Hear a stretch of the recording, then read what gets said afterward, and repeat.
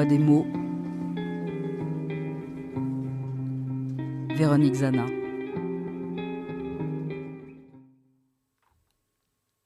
Soupir. Comme un souffle continu qui s'échappe, faute de mieux. Une douleur, un regret, qui se fait silencieux ou brutal. Sous le pire, l'abysse se fait abîme. Partie émergée de ce qui se trame dans le corps, dans la mémoire. Il s'origine dans le tragique, la perte, mais d'une respiration qui à nouveau se libère et s'évade, rappelant que la vie est là, plus forte malgré tout. C'est une soupape, avant que tout n'explose, le jeu tectonique qui évite le chaos. Une passerelle, comme un pont, comme à Venise, entre l'horreur et la renaissance.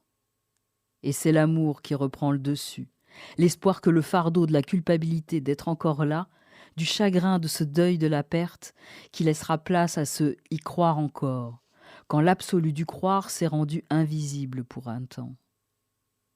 Le soupir se fait déchirement, comme les barbelés qui entravent la liberté, trace de la catastrophe absolue. Il imprègne les sous-sols et devient soupirail, évoquant l'ensevelissement, le tombal, mais avec de l'air circulant pour réouvrir vers la liberté. Émotion pure d'une plainte lyrique, mélancolique. C'est une poussée vers l'autre qui précède le dire, l'aveu, le témoignage.